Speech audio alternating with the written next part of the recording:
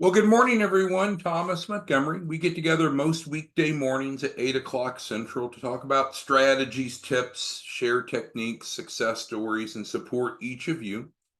As a 501c3 nonprofit, we've received a grant with a kind of a dual mission to improve financial literacy regarding business financial literacy topics, and then secondly, increase access to capital so small businesses have the money that they need to start and grow new businesses. Through that model, we're able to work with professionals like each of you as grant coordinators, resellers, whatever label you want to use, as distribution partners. And so here we are on May 1st, the beginning of a month. And I always enjoy on the first of each new month stopping, pausing, and considering how did last month go? And so we look at that from our financials. How many new small businesses did we enroll in the Shelfcorp program? How much funding did we raise for them, and so forth? But I'm asking you to maybe consider, pause, and reflect. How did your month of April go? Because we know we have hundreds and hundreds of resellers, and it's a part-time side gig for most. But the average reseller does a deal a day. So it's a side gig for them. One a day on average, 5 a week, 20 a month. So for each of you, if you can take a moment and respond in the Q&A, were you above or below average for the month of April?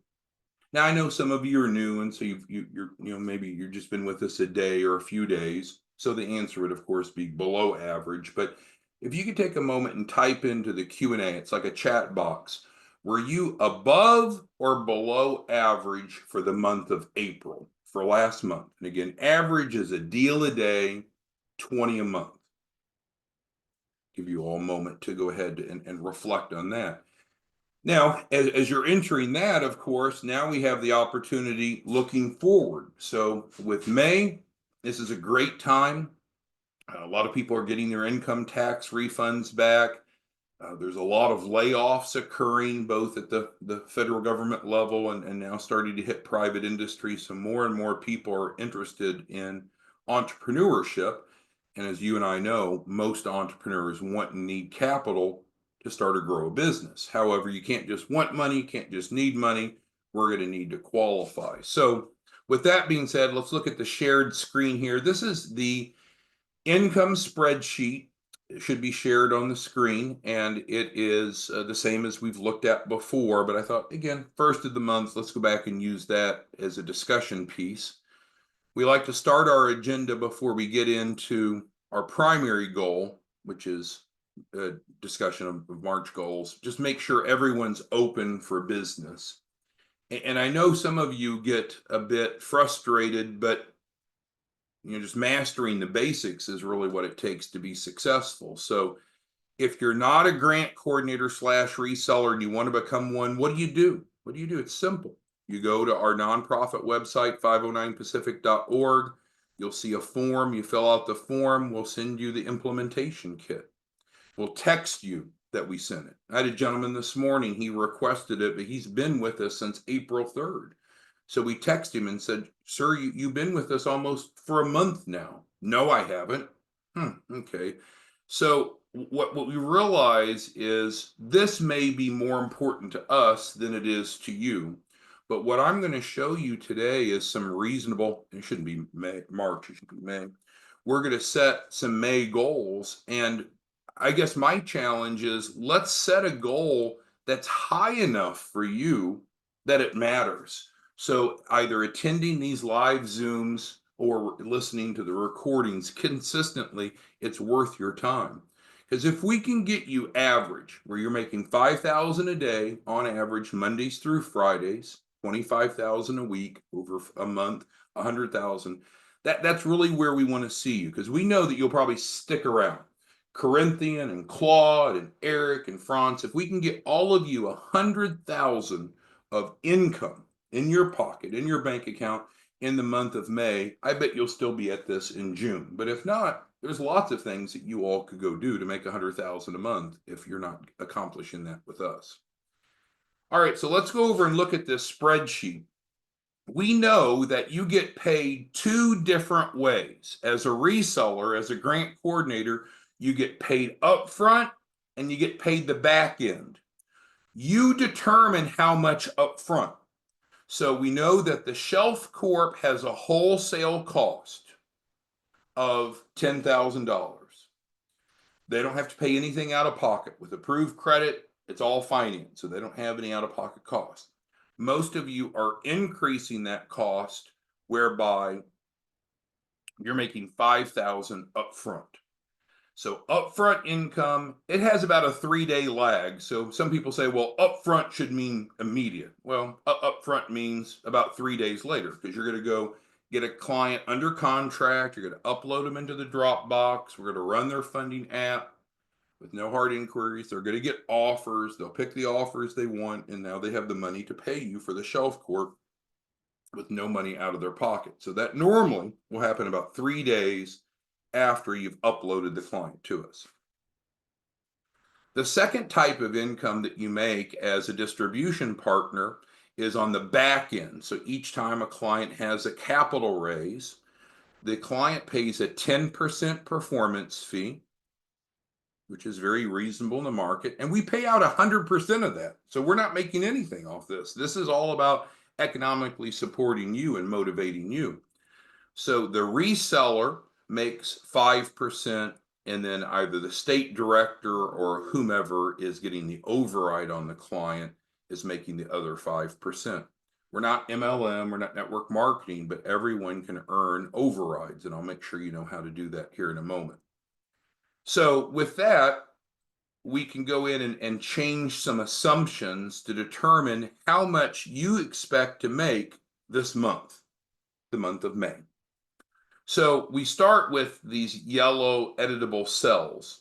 So we have to decide, are we going to have a team? And again, we're not MLM, we're not network marketing. These resellers don't have to buy anything, they don't have to pay anything, they don't have to sign any contracts. But if you want to have a team, you're going to obviously be able to generate more volume because there's only so much time in the day. And so we need to know how many people are in your organization that are selling Shelfcorps, and then we need to know their average volume. And then the third variable we need to know is what the average client capital raise is. And we guarantee in writing a minimum of 100,000. The average is actually much higher, but let's just go with the minimum. So let's say that what you have is just yourself. So it's just you, and you generate no clients. How much money would you expect to make in the month of May? So let's take Jennifer. Jennifer's great. Jennifer, so if you're a reseller and you don't help any clients, you have no volume, how much money do you think that you're going to make in the month of May, Jennifer? Zero, because any business, whether you're a doctor, a plumber, a reseller, we have to have clients. If we don't have clients, there's no money. So we need to have clients. So let's say that we go out and we just try to be average. Average is a deal a day, 25 a week, 20 a month. So let's say that we go ahead and we have just an average month. So it's just you, Jennifer. You had an average month. Clients are just average, getting an average capital raise. So in the month of May, you would make 100,000 on the front end, not get rich quick, but a good month. And then on the back end, you would make the same because the back end is coming from the client's capital raise. Now, there's another economic beneficiary, and that's the state director or whomever is getting overrides from you, but we're not worried about them right now. We're worried about you. So if we could just be average, this is what we would be expecting to make in the month of May. Now, many of you have had accounting courses, so you know the difference between cash and accrual accounting. Cash is what you have in your pocket now, accrual is what you're owed. So the upfront, we should see this in May. The back end, it's going to start spilling over into June because there's a lag time of getting the Shelfcorp to the client, getting them ready for funding, getting them into funding, and getting them paid so they pay you. But from an accrual basis, which is the way that most businesses operate, if we're average, we should be showing 200,000 of income in the month of May. Who has questions on that calculation? Do those variables make sense? Is what we're discussing. Now, you could be a pessimist and say, oh, there's no way in hell that I can find 20 people that want money, right? Even though they have no upfront cost, even though the Shelfcorp is reimbursed through the grant, even though we're guaranteeing them 100,000, even though the funding can be used for anything they want, even though that they get the loan, the financing. They also get 100,000 of AR that we can liquidate, and we're going to also help them start making money. Even though there's all these highlights, there's no way in the world I could possibly find 20 people that want money in the month of May. All right. Well, let's say that you're half average then. This is still not a bad month. And again, I know I have a lot of big hitters, and so take Kenny on here. Kenny, if you, good morning, Kenny, to you as well. Kenny, if you could make an extra 100,000 in the month of May, is that worth it or not worth it? Because that's ultimately the question each of you have to make. Is being a reseller, helping people build their financial literacy, helping them get access to capital is great, but it's about you. It's about you, your bills, and your family. So Kenny, if we could get you 100,000 in the month of May, and Kenny says it's worth it. So if you need more, what do we need to do? We need to alter a variable. So Kenny's very nice, and he said it's worth it. But let's say we ask, let's say that we asked Rod that same question, and Rod said, "You're not going to get my attention for a measly 100,000 in the month of May." So we'd say, "Okay, Rod, what do we need to change then? What about if we built a team out?" And again, it's not MLM, it's not network marketing, no one's paying to play, but there's other people. And so let's say, Rod, that we were able to reach out using, whether it be Craigslist or your warm market or however, and we get other resellers. So let's say that we end up with 10 resellers. My God, man, that's called passive income. Because what we've done is we've just done a tenfold increase. Instead of us just marching along by ourselves, now we have 10 people. And maybe Rod says, hey, I don't really want to be a salesman. He steps out of the sales role and just has his 10 resellers. They're half average. Now, really, we should expect them to be average. And so now Rod has made $2 million in the month of May as override. So you can play with the numbers and make them big. And of course, this isn't meant just to come up with some crazy numbers, but a lot of this is within your control, right? How many people are on your team? Well, you have at least one, right? There's at least you. And then there's how many clients are going to enroll. There's lots and lots of people that want and need funding. It's just, are you going to go out and create awareness? A couple of days ago, we went through the comparison sheet, and I can pull our notes back up. On YouTube, we put our recorded trainings, and you can go back a couple of days ago, and we went through the comparison sheet, which makes it really easy to, in a non-sales like format, educating prospects of why a Shelfcorp makes sense.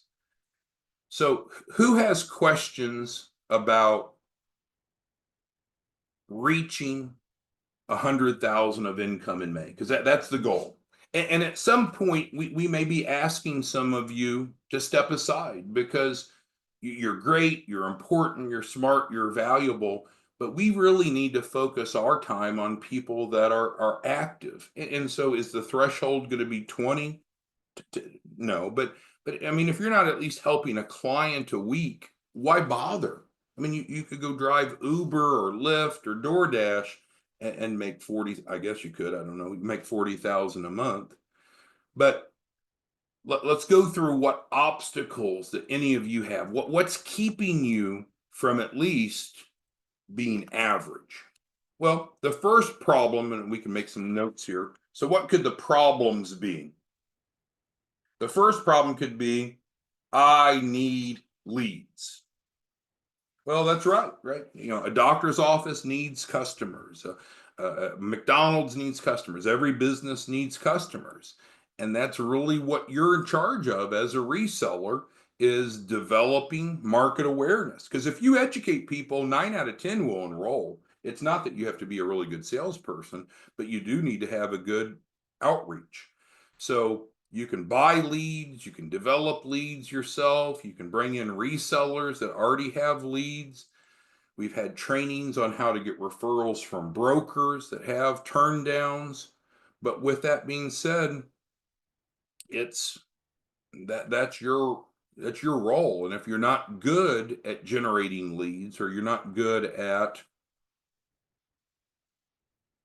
I need to be better closing leads, because really these are the only two things that you do. We take care of all the work and get you the money. So as long as you can generate leads and you can close the deals, then that's really the role of the sales organization, what you do. But again, for either of these, just don't feel like you have to be a lone ranger. You could possibly not be good or not have interest in either of these, but go find some people that are and generate great income. All right, so I know that we had a question earlier about how to add resellers. So let's make sure everyone's crystal clear how to add resellers. Now we've covered this before. We've simplified it, so this is current and accurate. It was Rod that was asking that. So you're going to go to 509pacific.org, our nonprofit website. And so you're going to have your resellers complete the inquiry form to be a grant coordinator. Doesn't cost them anything, no contract. They're just going to simply, on that, what they're going to do is list your name in the notes section. So then our team will take that, we'll send them the implementation packet, and they'll manually go in and set that person up in your hierarchy. So automatically you're getting an override. Because some of you have pointed out the fact that since the comp model is the same on the front end and back end, if you're the reseller or if you're earning the override, it's an equal payout. 5,000 on the front end to the reseller, 5,000 override on the front end, 5 points to the reseller in the back end, 5 points override as mentioned. So the comp model is the same. Let's see. So we have a question about being both. So can you be both the reseller? We'll put this on here. Can you be both the reseller and earn the override? So that would put you at a 10% payout instead of a 5% payout. Well, theoretically you could. It wasn't designed to be that way, but we're going to need two parties, right? So we're going to need party one, who's the reseller, the person who's actually enrolling the client, and then we need the override to be paid to their, and I hate to use this word because it sounds like MLM, but to their upline. So I just described a moment ago how you add resellers to your hierarchy. Go to 509 Pacific, have them fill out the grant coordinator inquiry form, list you. So by doing that, you're hard coded in. Now you're going to earn overrides. So we don't pay 10% out to one person. It's designed to be split between the reseller and what we did call the state directors, which we still have state directors, but whoever's earning the override. So if that doesn't make sense, let us know. Todd asks, when someone signs up to be a reseller, do they automatically get sent invites to the Zoom meeting? So that's a great question. So to become a reseller, which means the same as grant coordinator, we've already said, go to 509 Pacific.org and fill out the form. We've already said that, I know. But then we will email them what we call the implementation packet. The implementation packet's going to have 3 attachments on it. And so let's go ahead and go through that. So we'll say 2A. So the first attachment is the editable client agreement. It's going to come to you or come to them in Microsoft Word. They're going to go in and take all references to us, because what we have is we'd call a private label or a white label approach. So with that being said, everything that says our information, take it off, replace it with yours. Normally you're going to upload it into Adobe or DocuSign for e-signature, and you're open for business. So that's one of the 3 things that's included in that email. In that same email, the second document is an editable comparison sheet. And again, we just had a training on that recently. You can go back to our YouTube channel and see best practices, how to use that. And then the third is, I don't need the copyright. There is an editable flyer. Now that flyer is in Adobe, so you'll need Adobe to edit it. The others can be edited in Word. In the body of this email has links to access past trainings, which is the same as right here. And it also has the link to register. So no, we don't send invites out every day, because you see the pattern, right? If you're running your business like a business, you have some sort of schedule. And so hopefully if you care to attend the live ones, you've put on there a reoccurring weekday session. And once you register once, you're good to go. But no, don't expect daily reminders just because we get busy enough. I don't know that we need to remind you of something that happens on a very predictable basis. All right, so Todd, did that answer your question about the onboarding? So the question from Greg is a good one. So if you're going to have someone in your sales organization, which means they've gone to 509, they filled out the form, they mentioned your name, when we send this email, we will copy you. So you know that they've been onboarded, and you know that they've been hard coded to you in the comp plan. So automatically they get 5,000 on the front end, you get 5,000. They get 5 points in the back end, you get 5 points. Now, if you ever have questions about someone, or if you have questions about anything, the support line is the way to go. So we have the support line 903-347-8042. That's for text. If you want to call, you call the main number, and a live person will answer that during office hours. So this is information on the for-profit side. 509 Pacific is a nonprofit. It has different contact information, but that's not what we're on right now. Okay. Kenny's asking kind of an advanced question, which is a good one. So you know that, and I guess we could go ahead and add that. So in addition to these other highlights, it's very important. Well, let's actually put it over here. It's very important that each of you know what the Shelfcorp deliverables are. If you don't know what a client gets when they buy a Shelfcorp from you, shame on you and shame on me, right? Because that's what you're selling if you're a reseller. You need to know that. Well, how would you know that? No one's trained me on that, you said. Well, look at the damn contract, right? So we send you the implementation kit. We just covered it includes the editable client agreement that you're going to use. That has the deliverables.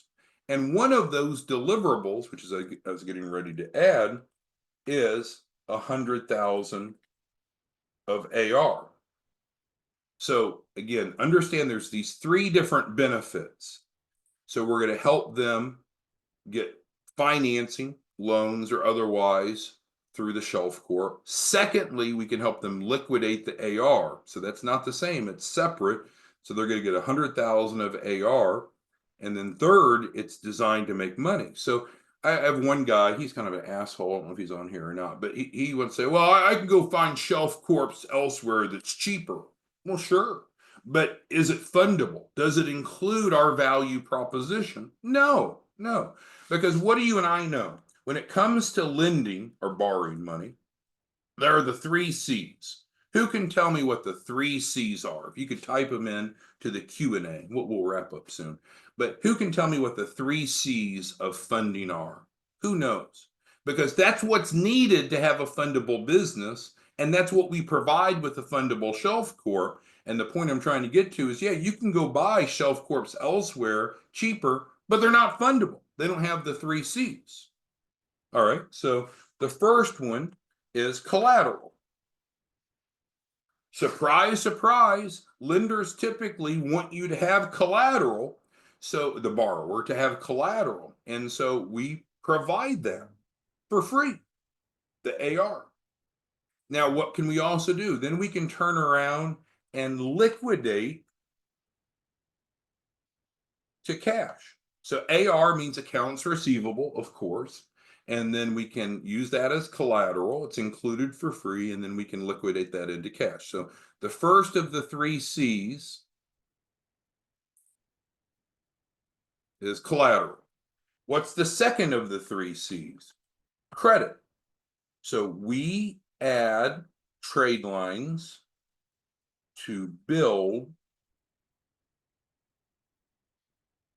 the Paydex score. So Paydex is the credit scoring algorithm of Dun & Bradstreet. So I guess we should go up here and clarify. So we provide 100K of AR and can liquidate it. So that was number one. So now we're back to two.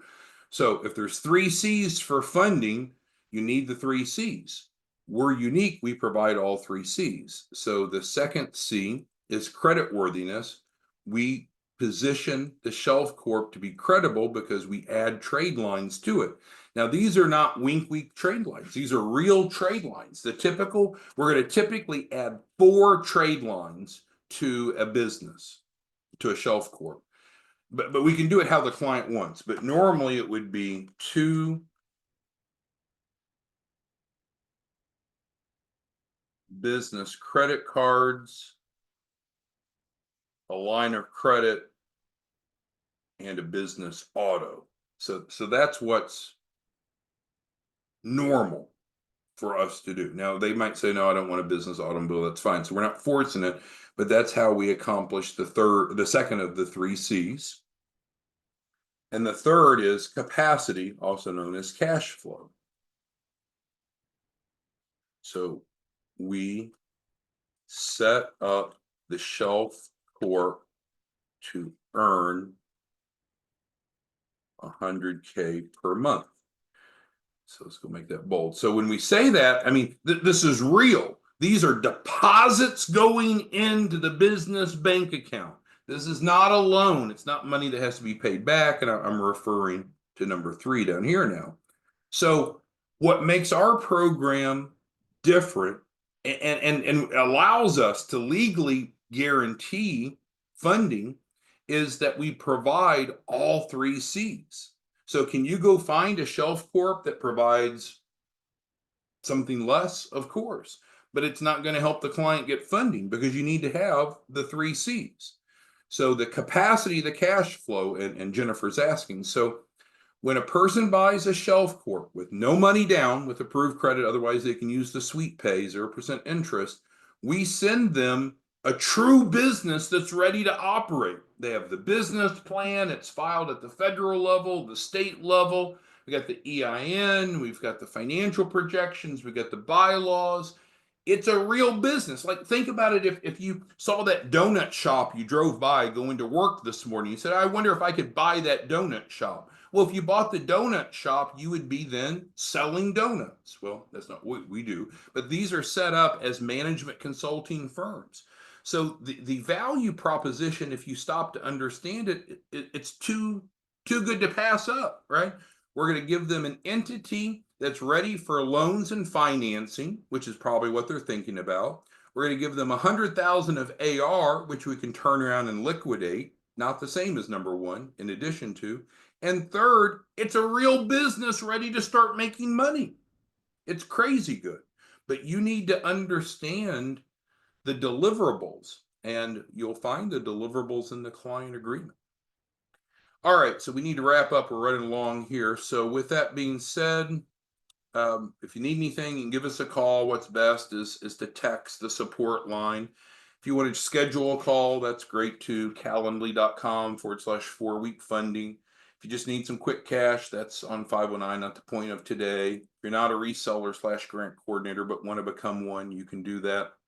Also on 509 Pacific if you missed any past trainings. But ultimately, think.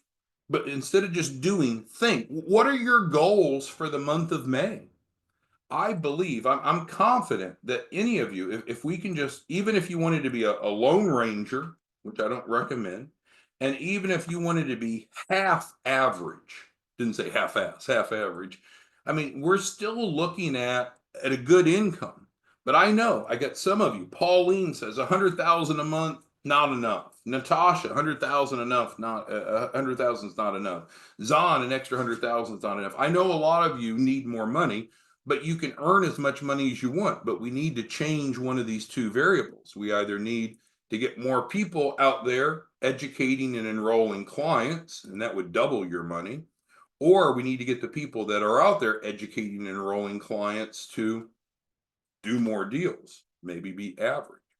But these are real numbers. We have people making crazy good money, and they're having a great time. There's different ways to generate leads, but that's what you bring to the table. You can buy leads, you can pay to market, you can get referrals. If you go to our training channel, there's a number of different best practices that we've shared with you others are doing, but it's up to you. But here we are on May 1st. Why don't we set a lofty goal, even if we fail, which I hope we won't, but let's set a goal for the month of May. How much money do you want to make? And we can use this income calculator to determine where we need to get to. But why would we want to make less than 100,000 a month? So if we could just run solo if necessary, enroll a client on average every other day. I mean, most people don't make 100,000 in a year, and you should make it this month in May. All right. Thanks, everyone. Let us know if you need anything else. You know how to reach us with the text line or the phone line, and we'll see you back tomorrow morning. Bye-bye.